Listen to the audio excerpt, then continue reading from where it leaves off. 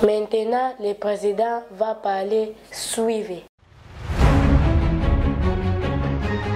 Bonjour ou bonsoir, très chers internautes, très chers téléspectateurs de cette émission RVS, très chers camarades, très chers Bilonios Obolandaka, émission RVS TV International.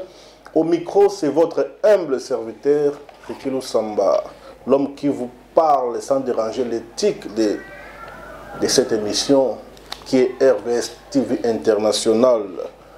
La chaîne qui vous informe, réforme et transforme. Je sais que vous êtes là, rempli de joie pour la Kolanda Bisolelo. Naebi que te belé na South Africa second hand wana ba vandi ba Hollanda na sorte riva ba lukabaye ba qu'est-ce qui se passe au pays aujourd'hui. Et à ce moment, je salue la présence des Jano Azawana Zolandangai. Donc quand on est au Barakeno, beaucoup de la rebelle, bon dans émission parce que les émissions ont mis la bino ba information puis ba analyse ça là que bino bo comprendre réalité en Mboka. La quatre émission RVS tous en la culture, tous en la politique, hein, tous en na obabenga religion. Mais belé dans la quatre RVS donc beaucoup takarona pour nous avoir des informations.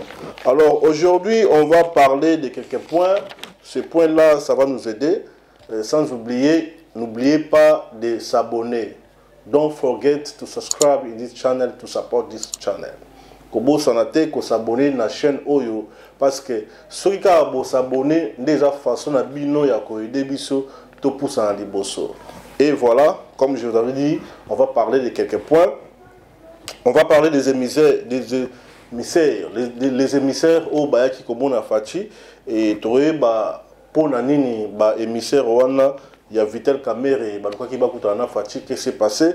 Peut-être solo là, na CPI, tous ceux qui vont comprendre pourquoi on a le CPI, donc pe baye po nanini, pe balingini CPI au binomo boyebi. Après ça, on va parler encore de Janine Mabunda na demande Oya Salaki pour na baba qui c'est là, bango Kanyaka Toroswana bino. N'oubliez pas, nous sommes dans RVS TV International, nous sommes à South Africa Second Hand, on a sorti rive à beaucoup tarabo sombara biloko. Chicha Belon Mawanda dans des White Club Campus, où ils allaient dans le numéro 100, votre carreau de Wana, donc à la mine Tebakou Rezonga. Ce bout au matin à deuxième niveau de White Club Campus. Voilà, parlons-nous un peu à ce qui concerne notre pays. Mes frères et sœurs, Mbokanabiso, état de droit, Tolukaki, Boybaki, état de droit, et Zoïlabiso, Makambo, Yakitoko. Parce que ce qui est justice est comme indépendant de Salaka Mboka et soit valeur nango. Valeur à Mboka et vendi na kati ya justice. Ce qui est justice est tamboli librement, hein, sans bakal, ou bien bakal, Mboka et tombe mora parce que munamutu a osala musala par rapport ya ba loi ya musala wana. Ce qui est justice eza malamu na mboka eloko na eloko ekozwa esika nango pauvre ata sali échange de paroles na muto azana na mbongo ebele mais soki pauvre azana raison na ye état de droit justice ekopesa pauvre wana raison na ye parce que loi elobi boye pona likambo boye. Donc bidno mo boye bindenge mboka na biso etambwamaki na bato oyo babengaka ba intouchable, ba président intouchable, ba sénateur intouchable, ba député intouchable, ba policier intouchable, ba généraux intouchable. Donc pour le moment avec Fachi Béton à biso système pas question de non intouchable. C'est-à-dire mutu nyonso azali touchable. Soko ozana mbeba bakokanga yo. Mais si que tous à la campé na mwangele parce que tout le monde Fachi Beto a tiqué les justice ça nango. Comme je vous avais dit que les émissaires Bayaki, ba émissaire ya Kamere Bayaki pour bakutanana président Félix Tshisekedi. Alors bino mo bobika non so ba émissaire Baye, ça dit Baye na objectif mo ba na mission mo boye Bayaki pour donc Fachi de toutes les façons, le col a décidé que justice est comme indépendant. Azali sous neloko ya kosalate. Alors, ba émissaire wana bayaki oyo caméra atindaki bango pa ya président. Est-ce que le président ayambi bango to ayambi bango te? Président ayambi bango te pour nanini parce que aboyi na ye justice et lobaki. Président yo pesaki biso déjà pouvoir wana tozwango 100% mais comment ndenge nini okomi lisusu kokota lisusu makambo yango. Yango na président aboyi koyamba ba émissaire wana pour nanini parce que ça na posa à respecter ma parole naïe. Kamere a sentir déjà une culpabilité déjà dans la prison, à comprendre déjà que Kalamine était sur les hommes 20 ans à 30 ans plus et zélaï. Donc sur le déjà à 50 ans déjà minimum par exemple, il s'en a plus 20 ans. Osh. 50 ans pour nous à 140 ans, à 50 matin. Tout ce qui est déjà attends 50 ans ou bien 49 ans, plus 20 ans ou bien plus 30 ans. Donc, tant que bima boye déjà fini, produit fini, donc maman Amida, et comme si il est comme autant de ressources, donc, mais, donc 20 ans en prison, caméra, bon, maman Amida, bon, mon enseigne. Donc, sur mon enseigne, tu évites, c'est aux alanani. Malgré la réforme, mon ancien mi a un peu malade, donc je pense que Sonza Masongi mais a un malade pour nous informer. Il y a toujours RVS. Bon s'abonner, s'abonner, nous cliquer cloche parce que chaque fois, Masola bien bandoya, bon ça l'a toujours à la page. Papa John électronique dans Woodstock wana, à l'andaka wana, biso toujours na. Papa Kamunga, on a sorti rive awa, donc balanda émission wana. Donc comme je disais que non Fachi ayambi ba émissaire wana te à 3 reprises ba semba kutana Fachi alobi que moyen ba binu zate parce que natane loko ya kosa te par rapport à Kamel. Et je vous avais dit l'autre fois dans l'émission où il est que Kabila pe akenda ki karabo et pa Fachi asenga pour ba libérer Kamel, mais Fachi tellement azal l'homme de parole. Na mona ba président ba leka na bango mais oyo azo respecter maloba na ye ezala Fachi. Yara Fachi.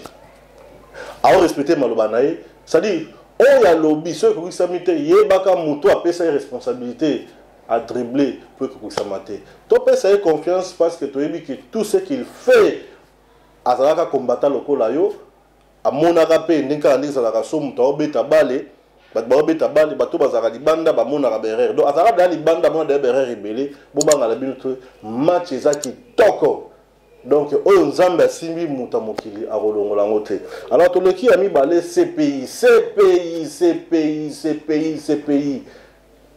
etinda ki lettre azala posa ya bato nyonso CPI za bato nyonso o basaki ba crime na kati ya mboka na biso wana ala posa lokota bango moko est-ce que Fachi andimi to andimite Fachi alobi na CPI qui vraiment pour le moment na pesa ki bateau confiance na kanisa ki to travailler ensemble mais njo ba olianga c'est na trace qui bango, ça dit confiance, na pesa qui bango confiance. Tout ça bango musala, mais njo kande bango ba oluka ba liwana ngai, bango ba oluka ba limine ngai. Donc bazo aider ngate. Alors CPI samsana. CPI sala musala na yo. Donc kalamine te boko yoka ki batu ebele oyo ba kometa ki ba erreur. Depuis tango ya Mobutu, ya Kabila le père Kabila, il y a Mouana, il y a bébé. Hein? Boroyoka Sango. Ce pays déjà a décidé, Aya Facha Lobi, que na sukoli maboko, le rôle la pilate à sukolaka. Par Patrick Mbango, Alandara toujours émission, Oda Maman Nenet, Nakatanda, Bavandi Baolanda. Boyeba, que ce pays a sukoli maboko, Alobi Soro Sala, Soro Sala, et l'Oroni Sala, Kamate, Kamata Bango. Donc ce pays a décidé. À Kamata. Félix Palobi qui est sur vraiment moi j'ai vraiment pour le moment Naswan Kambarolobate Kamukamate. C'est ça. s'abonner massivement dans la RVS. Ils ont les seules façons pour soutenir Moussala et Kende Liboso. Et puis, tout le monde un peu mon est-ce que pas si les autres Kana Congo na mboka na biso. Ba sénateur, ba député, ba gouverneur, est-ce que bazomona to bazomona te? Ba to nyonso ba titre wana. Ba politicien nyonso wana, est-ce que ba mona pas choisir na mboka to ba mona te? Bon tout nanga RVS o ba bonde ni. Parce que tu dois comprendre te mutuloko là, Janine Mabunda, oyo azali président de l'Assemblée nationale. Azo senga akuta na mokunza mboka. Justement kaka pona libumu na bango donc c'est malheureux donc on a loba ke mboka wana ba te belé faut sukola bango mitu ou ba te belé faut ba kufa to ba te belé faut ba déboulonner bango pour mboka wana ezo facha ça lobaki ke ata bo pese 10 ans à bon ça Congo vraiment à 100% mais à Rozong ça quand même Congo na rail on a to que deuxième année ba ba che bakal ka ba mabunda wana ba ilunga wana. Donc FCC Mobimba machine wana ya ba démon wana. O ba olinga keno lolo boy a échoué pour ba bazong sa nyanga la kata na bango wana ya étranger poison pour ba ba yiba toujours ta ba yiba ba milliards. Mboka eza na pasi mais ba détournement ça kaka ya ba milliards, ya ba millions 57 millions 68 milliards 1 milliard 200. Zam. Ça c'est la sorcellerie ou bien eza nini $2000 babak c'est la bino kakaboy babak c'est la bino au peuple à pamba atali pa ya pamba pona kozwango problème na tongo peuple la muki boy zo ke des femmes pas tongo boy peuple la muki zo ke des femmes anteka.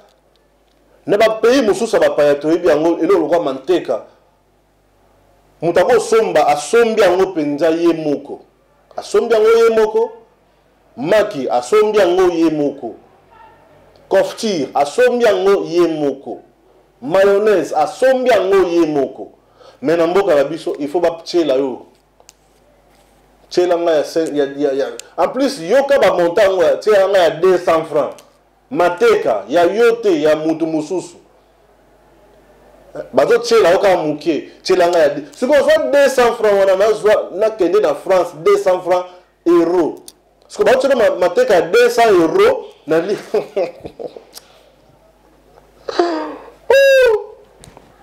bazo tchela mateka 200 euros siko na kata lipa mais mateka ko pe ya yote siko boule quel genre de souffrance toi nango tchela nga mwamba moi, pour 500 francs. Si vous avez 500 francs euros, vous avez 450 parce que euros les 40 dollars. Tout ça, c'est 450 dollars. 450 dollars. Si vous avez moi,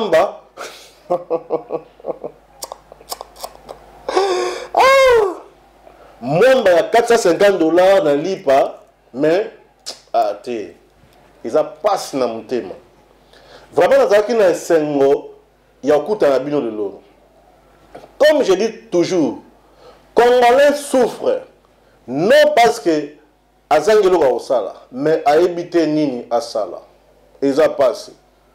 So, de toutes les façons, Nazaki ne sengo coup de bino, Nazaki ne sengo coup de bino de l'eau, tout le monde est bino de sous à la prochaine occasion. You've done so much for me, I cannot tell it all.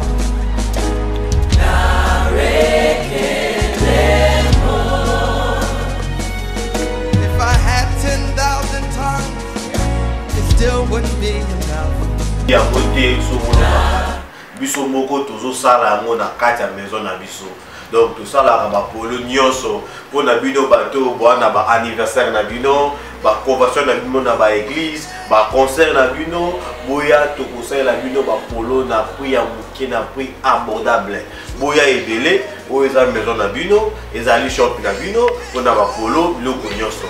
Donc to bengi bino on a poussa polo ya zaye o polo moko so polo pakala o polo so ki ya nani boya oyo eza service maison ya imprimerie tosalaka bapolo nyonso toimprimaka biloko ebele toza koimprime babusiness card baposter baflyers large format bapolo donc boya ebele oyo bacongolais bakreaka te tosali mpo service ya imprimerie soko olingo imprime eloko oza mosika tosalaka mpe badelivery ezali na ndako na yo ti liboso ya porte na yo okozwa delivery ya eloko na yo olingi oimprime poster olingi imprime business card olingi oimprime sticker olingi oimprime large format oza na posa ya benda biloko ya mike mike ya imprimerie papa mama contacte biso Omgo Design Printing eza wana mpona baservice na bino toza kosala biloko ebele bapolo ya Congo okoso apolo moko bosepelaka nango olukaka omonaka yango te benga biso na numero na biso wana tokoyamba bino tokoexplike bino tokosalela bino yango tokotika yango liboso ya ndako na bino me toza kocharge mwa fees moko moke mpona badelivery na bino donc vraiment sengo mingi oyo maison na bino bosapoti biso mpe tokosapoti bino donc yango wana sepeli ya mingi